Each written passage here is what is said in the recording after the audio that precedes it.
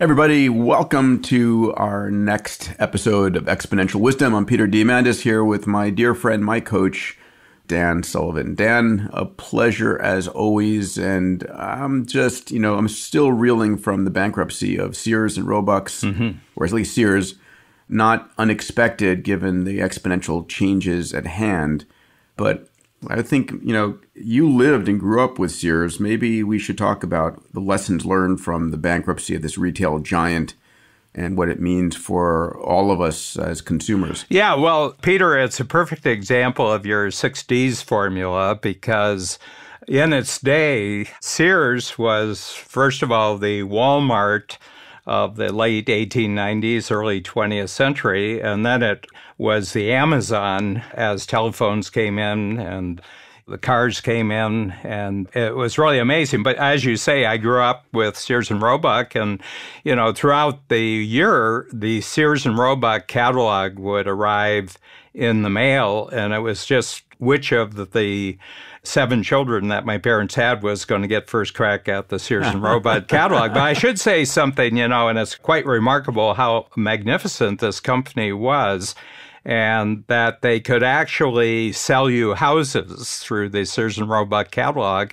Really? They sold actual houses? Yeah, they were all pre-cut and boxed for you. So you put in the order, and within 2 weeks, what would be delivered were, any number of crates, right from a 500 square foot house up to I think the biggest was 5,000 square foot, already pre-designed, every part, every piece of wood already cut. And then all you did is hire local carpenters, contractors who would then construct it according to Sears's directions. Read the constructions. That's amazing. Yeah, and there's several thousand. I mean, they might be 10,000 across the United States. Most of them are now historic sites. They've been declared historic sites. You can't fool around with them. But they were beautifully designed. They got great house architects to actually do it. But it just shows you the power of retailing even in the 1800s. That's amazing. I mean, if someone came up with the idea now, it'd be a visionary idea.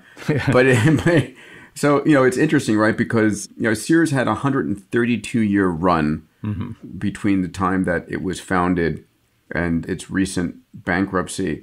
And when you think about it, I'm writing about the Sears story in my latest book, Convergence. I talked about Kodak and their discovery of the digital camera and how they should have owned the future and didn't. And then in Abundance and in Bold, I wrote about Kodak. And here in Convergence, I'm writing about Sears, one of the stories, and how convergence is completely disrupting and reinventing every industry, and specifically in retail. I read one of the chapters out of your forthcoming book, which I'm deeply excited about, and actually I'll put it on public record here that you've got a first order of 600 copies of your next book, which is called Convergence. And actually, the convergence model that you have really pioneered on stage at Abundance 360, I think, is the key here.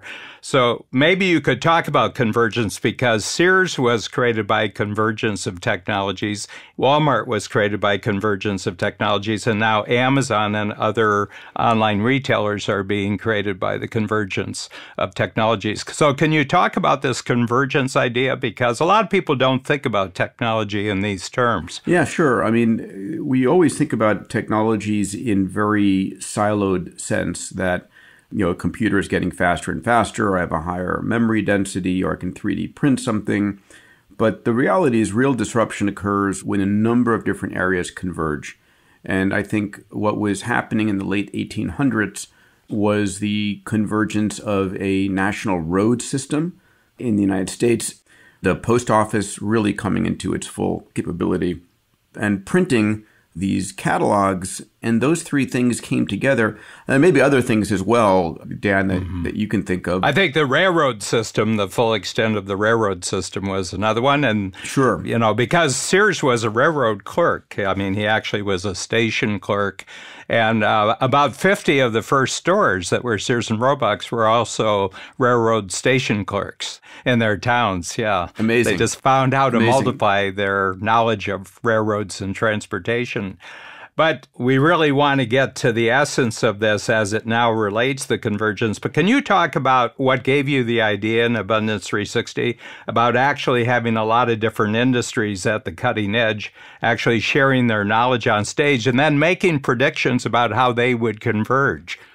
Yeah, I mean, this is where the fun part is. It's playing jazz on stage, where when I love looking at a company or a product or a service and saying, okay, how would this service or this product transform if it was enabled by AI or networks and sensors and virtualized into VR, augmented reality? And we saw this beautifully with film photography, where we had the Kodak camera that was a paper and chemicals business.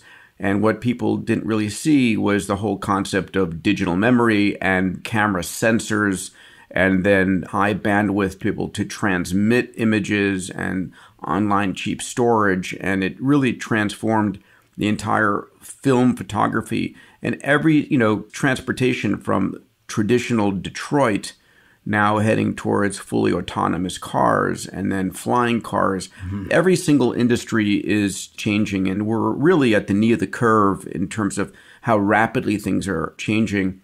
And so what I'm fond of saying to everybody is, listen, we're going to create more wealth in the next 10 years than in the past 100 years, huge amounts of wealth creation. Mm-hmm. But every single industry, every single company and product is going to change in the next 10 years because of the influx of massive networks and trillion sensor economies and AI playing on top of that.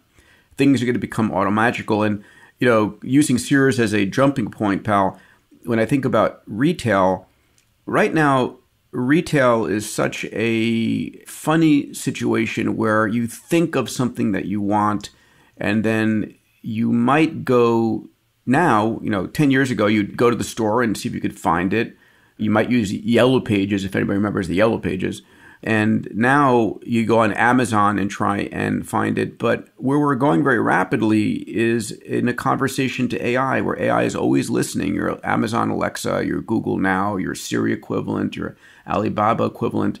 And you might whisper into the air, I wish I had this. And then magically the next day or that later that day, it appears, right? The world's becoming frictionless. You're going from an idea you're having to the perfect thing showing up. Mm-hmm. Add one layer on top of that, the perfect thing showing up because your AI is watching what you actually like and not what you think you like. It knows when you are staring at something a few extra seconds, or it's overheard conversations you've had with somebody. Mm-hmm. And it's like having a world-class personal assistant who knows you better than you know yourself. Yeah, I mean, I just was introduced to a AI system out of Florida, and it's just applied to your website, and it can tell what people are actually looking at your website. Not what they're clicking at, but what they're actually looking at, and it can pick up on what you're actually... When you click and see a screen, it knows exactly where your eyeballs are going, and that's probably an early model of something, that will be much more profound in the coming years. Yeah, I use the term everything is going to become automagical. What I mean by that is it's somewhat going to become automated, where you don't actually have to do the work or even almost think the thought, because you're leaving breadcrumbs all the time. If you've always been ordering this type of toothpaste, the system will know that and order it for you. Or it might know your genetic code and know that this toothpaste actually has a much better taste that you'll pick up on based upon large-scale data science, and will order it and say, Peter, I know this is not the normal brand and flavor, but try this. I think you're actually going to like it more. And that's an interesting conversation in the future with your AI. But we've talked about this a little bit in a past Exponential Wisdom, that in fact, if it gets to the point where you're not actually ordering stuff, where your AI is buying the things for you, that, you say, listen, I got an event tomorrow, and the AI goes, of course, I know you have an event tomorrow. I've seen the invitations. Would you like me to order something for you? You say yes, because you trust it so far. And then something shows up as a dress. Yeah. If you're not actually doing the buying, then that disrupts the entire advertising world, which is the other half of this equation. Yeah. Well, the thing is that there will be some people who are always better at this than the vast majority of other people. And I can remember when the retail started to fail in the hometown that I grew up in. I grew up in northern Ohio, halfway between Cleveland and Toledo. And in the 1950s, they put in the interstate highway system right after the Second World War, and it's still being expanded. It's the largest public works project in the history of the world. It's about 62,000 miles right now, and every year they add about another 500, 600 miles of connectors and bypasses. But previously, all the traffic went through my hometown, and then when the interstate highway system went by, all that traffic bypassed the town and, hundreds of other towns with a 4-lane highway. And that's just an example of being bypassed. And the thing that's interesting, Peter, is that things can be failing for a long time. So Sears has actually been failing for about 50 years. And some people, when the stores went bankrupt, when it was announced, I think it was in October, that Sears was fundamentally a bankrupt system, people said, well, why didn't someone tell us, that this was going to happen? Some people get the news with a breeze. There's just a change of breeze in the air. Yep. And some people, you need a feather to grow across your face. And other people have to get hit with a hammer. And still others have to get hit by a Mack truck, Yep. To be told that, hey, something's changing here. So from your perspective, what's the wisdom in this? We're talking about exponentials in terms of the conversions. What's the wisdom about what you have to be alert to that maybe the world around you is actually changing? Well, it's interesting, and it's a great setup for this that we didn't talk about. But it's the realization that, bluntly, every company eventually is going to go bankrupt. And it's amazing that Jeff Bezos, who I've known for 35 years, Jeff just came out over the last few weeks, and he's talked about the notion that, yes, Amazon will eventually go bankrupt. It's the darling. It's growing exponentially. It's transforming every world. But even Amazon, Jeff's smart enough to know there are very few 100-year-old companies. And there are very few companies whose original core product hasn't gone to zero. Microsoft is no longer getting its profits from the disk operating system. And as a result, it has to constantly reinvent itself. And Sears did transform from their 1,000-page catalog to their stores, and they tried online. Then they tried massive amounts of large-scale purchases, but Walmart outdid Sears. And then Amazon has come in and outdone Walmart. And there will be somebody who outdoes Amazon. I think he wrote a letter, actually, to his company. I picked it up about 6 weeks ago where he made that exact statement. He said, look, we're not going to last forever. But I think he sends messages to his own company. And he says, maybe we got another 30 years left. He said, I'm not sure. Awesome. But somebody's going to come along and displace us in the marketplace. Eat our lunch. Yeah.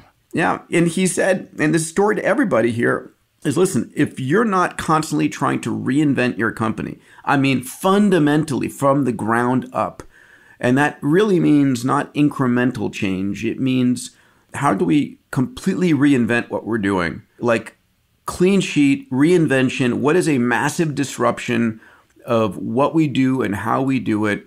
Someone else will. I'm taken by a recent Abundance 360 member. I want to introduce him to Coach Dan. His name is Glen Sanford, and Glen is in the realty business, and he had thousands of realtors and a few dozen employees in 2006, 2007. They were growing, and the 2008 crisis hit. And what he did was he basically had to let go of all of his employees effectively and 90% of his realtors, and they got rid of all their offices. And in that moment of crisis, he had an epiphany that the future was not having offices. So what Glen has created is a company called eXp Worldwide. They're almost $1 billion public company now, 10 years later, after that crisis of near-death experience. What he said is, we're not going to have offices. We're going to have a completely virtualized company where we're going to have a virtual VR campus on your desktop or your VR headset, and you go to work there every day. So everybody's got their avatar, and they walk around the campus and they have conversations with each other's avatars. They have meetups and lessons and so forth, but they're growing at like 300% per year. And they've completely reinvented the future of that kind of an industry. And they're at number 5 in the United States, they're operating in 50 states and 3 provinces in Canada. And they're shooting for number 3 and then number 1 the year after that. So anybody listening here, if you're making a profit, if you're considered a success, someone is going to try and eat your lunch. Someone is going to try a radical reinvention. Well, not just one person, maybe 10, maybe 100 people, and 99 will die. But if one radical reinvention succeeds, it will displace you. So in one of Jeff's shareholder letters, he said, listen, our success is a function of the number of experiments we do per year, per month, per week, per day. And if we're going to do a lot of experiments, we're going to fail a lot. And it's that failure, we have to have thick skin. So ultimately, it's about experimentation. Yeah. Ultimately, it's about willingness to fail. You know, one of the things that generally for a coach, you know, we're just starting our 30th year. What I've noticed is that the fate of the company really depends upon the mindset of the owner and the person who's in charge. And if you talk about reinvention, the reinvention has to start with the person, as the example that you gave. He started the mindset transformation before his company ever did. Absolutely. It has to be top down. It has to be the entrepreneur who says, you know, it can come from a place of fear. It can come from a boredom. It can come from a place of excitement. Like, you know, I've been doing the same thing over and it's really good. How do I 10x this? How do I 10x what I want to do here? And our friends at Google X talk about this. If you want to go 10% more, you can get there by working harder, working weekends. If you want to go 10x, which is 1,000% more, you can't get there incrementally. You have to start with a clean sheet of paper. You have to look at how do I completely reinvent what it is we're doing. Yeah. And therein lies both the excitement and the opportunity. So I'm thinking about this. You know, I'm having with Marissa and Bree and Greg, my team, and Derek, we're talking about, you know, we did one reinvention for my abundance community. We had Abundance 360, our CEO summit, which fills every year. And then we've added Abundance Digital, which is our dematerialization, demonetization, democratization, right? It's 10 times cheaper, and we've got 10 times as many people in it, and it's global. But, you know, we're brainstorming some really exciting, you know, how do we disrupt that? Well, just a little example of that. I started a brand new 10 times program 2 months ago, and we had roughly about 16 people from outside of North America who had made the trip, and it's 2 days a quarter for the 10 times. They have 2 workshops. But in my group were 3 independent from each other business people from Mumbai. And all 3 of them had come because they listened to Exponential Wisdom podcast. Love it. And they had heard about you, so they checked out, you know, Abundance 360 and Singularity and all the other things you do. But they checked out our program, and all 3 of them signed up because they were intrigued by the ideas that came through a podcast. Well, if 3 of you are listening, congratulations. Looking forward to meeting you. Yeah. And, you know, and businesses that are fast growing in India, but they said, you know, if we make the trip, we're having access to information that we don't get in India. So there is still a thing. I've come up with a great line, Peter, and I will do a different podcast. I believe there's 2 types of knowledge in the world. There's inside knowledge and there's worthless knowledge. Okay. And what you hear on the mainstream media, in the movies and everything else, is worthless knowledge. And if you want to know about inside knowledge, find out somebody who knows how to do something a lot better than everybody else in this industry. That's inside knowledge. That's funny. Well, in this chapter from Convergence on retail, I talk about there are 2 kinds of companies in the retail space in the future: those that fully embrace AI and its potential, and those that declare bankruptcy. Yeah.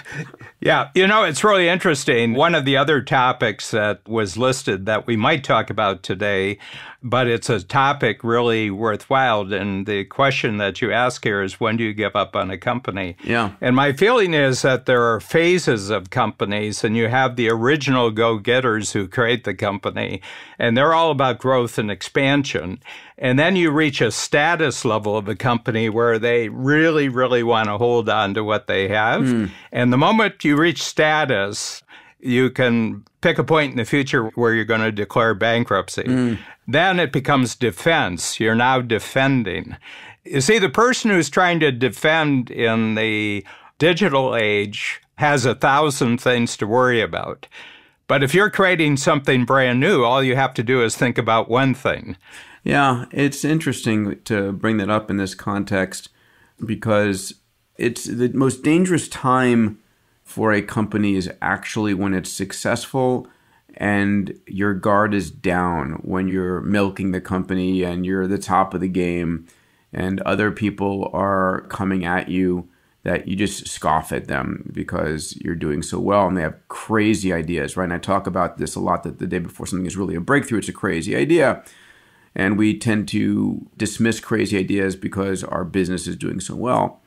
And then flip side of the equation is if you have this crazy idea and you're taking shots on goal and it's not working and it's not working and it's not working, when do you give up? And it's not easy. I think we've talked about this before, that one of my friends and co-conspirators, a guy named Bill Gross, did a survey of 200 companies that he looked at. 100 had failed, 100 had succeeded, and he tried to understand what was it that the 100 had that the 100 that failed didn't have. And he looked at how successful the CEO had been in previous ventures, how much money they raised, what marketplace they were in, and so forth. And the one attribute that was key to the company's success was timing in the marketplace. Because an idea that's come too early isn't going to succeed. And ultimately, can you stick around long enough for your idea to actually get traction? Yeah, it was like Apple's Newton. Yeah, perfect. Apple's Newton is just really bad timing, awful timing, too early. Yeah, a decade ahead of its time. But then again, SpaceX was perfect timing because the shuttle had just shut down. Yeah. Even Tesla, Elon definitely fesses up to the loans he got in the 2008 crash were critical to his success at getting financing for Tesla. So being smart is one thing, being lucky with timing is another, and when you give up is important. For me, it's always been, have I been destroying the original purity of my purpose going after a venture? Have I bent over backwards and destroyed what I really wanted to do? And if that's the case, then I'm not going to pursue it anymore, because you have to value your time and value the money that you're investing over and over again to perpetuate what might not be a great idea. One of the things I have, people who are investors and investment advisors in the stock market, and I ask them, when you've got a really, really hot entrepreneurial stock that's really been growing and growing, I said, what are the things that you look at when it'll tell you to actually pull your money out of that stock? And he said, when a really successful entrepreneurial business owner starts thinking about buying a sports franchise. That is funny. That's a great... And he says because they're bored. They're bored with their growth, and they're bored with the game they're playing. The other thing is that they don't have any more ideas on the shelf. So now they want to have toys, and a sports franchise is a toy. He said they're no longer thinking about the main game. They're not thinking about growth. They're not thinking about innovation. Now they're thinking about status. That's got to be a Dan Sullivan law. For sure. He says, I short them. The day that I hear they're trying to buy a sports franchise, I short the stock and I'm out of there. I short it long enough to make a killing and then I get out, so anyway. But Darwin really plays a big factor here. Darwin's great book, middle of the 19th century, and we now realize that anything that moves operates evolutionary laws. It kind of got misplayed. It was the survival of the fittest, but it's actually the survival of those that are most alert, curious, responsive, and resourceful. And I think that really is the story of a company. And there's an interesting question to be asked here. Can any company really survive 130 plus years? Because as soon as you become a large enough company, you have to put the organizational structure in place to support the level of revenue, the number of people coordinated, and an organization will osteify as a result of that to some degree. And no longer it doesn't have the creative chops that it had. So can you have both worlds? I mean, interestingly enough, right, Microsoft has just reemerged as the most valuable company in the world. As Apple dipped down, Amazon has come up, Google's gone down, but Microsoft has sort of continued its march. And it's hard to believe that, man, what is it now? Almost a 40-year-old company. So it's getting up there in life. They got out of the retail business for one thing, and they went B2B, and they're designing huge systems now for how cities work, how, whole transportation systems work. And IBM did the same thing. I mean, IBM, people say, is the IBM even around? Yeah, but they had to completely reinvent themselves. Peter, it's kind of an interesting thing because GM just closed down its main factory near Toronto about 3 weeks ago. And the last shift out, people were saying, why didn't someone tell us this was coming?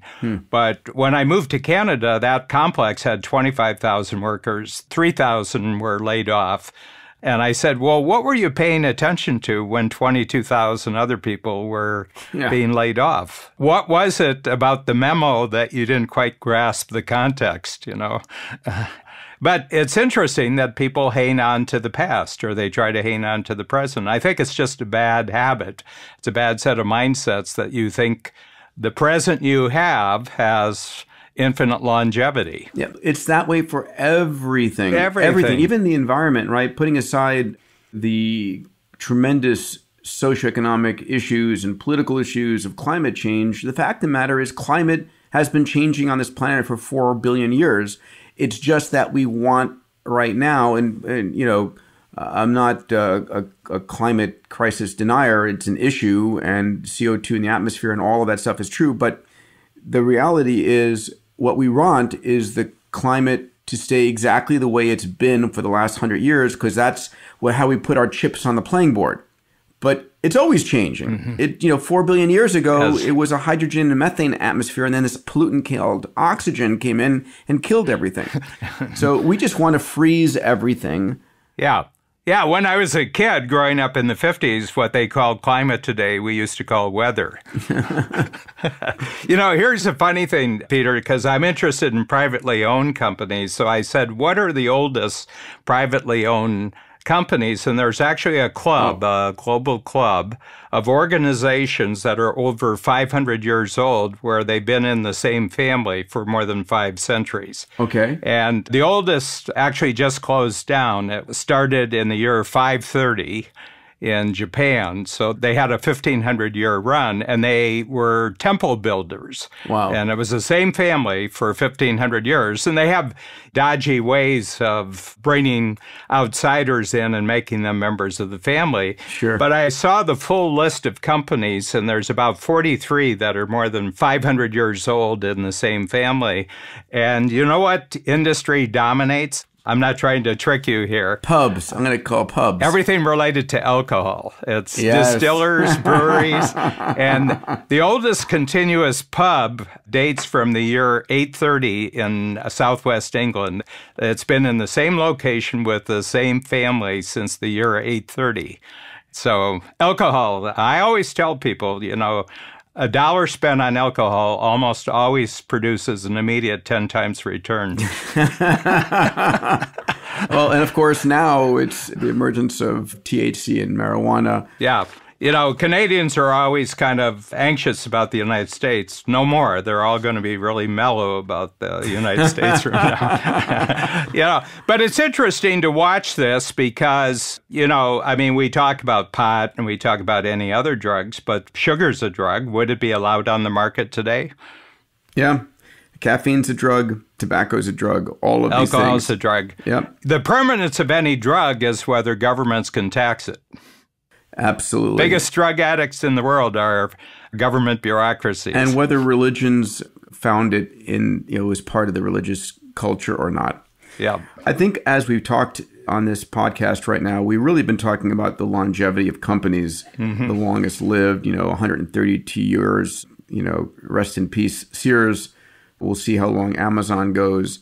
And of course, a lot of this is a function of human longevity as well, because a lot of times it's the entrepreneur who maintains the vision, whether it's Hugh Hefner and Playboy or whether it's Jeff Bezos and Amazon, or if it's Dan Sullivan and Strategic Coach. So I would love on our next podcast really to dive into your most recent book, Dan, which I've had a chance to peruse and appropriately dig into, which is My Plan for Living to 156 by Dan Sullivan. And let's talk about human longevity after having talked about corporate longevity. And I think the two are going to be somewhat involved. You up for that? I'm totally up for it. I just want everybody to, just as a plug here for you, Peter, that A360, our live event, is usually sold out months ahead of time, but everybody has access to digital abundance. And my feeling is, I mean, you overgive because you're doing amazing webinars every month that are live that people can actually do. And, you know, I would say that digital abundance is actually one of the ways that you're making sure that live abundance actually survives. It's true. We have, if you are interested, A360.com is our CEO summit, 360 CEOs from around the world who come together at the end of January every year in Beverly Hills. And it's 3 days. I spend all year prepping for this.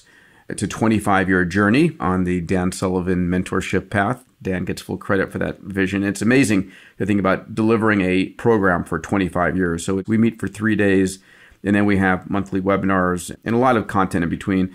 And then Abundance Digital, and it's abundancedigital.info is the URL for that. And it's something, again, very proud of. We have 3,000 entrepreneurs. We have a digital app that everybody comes into. We share information and we share mindsets. I'm there delivering content, answering questions. And then the Abundance Digital community also is part of the live 3 days of abundance. And rather than $15,000, it's $1,500. And of course, we've given a 40% off for Strategic Coach members because we love Coach. This whole ecosystem of mine would not exist without you, Dan.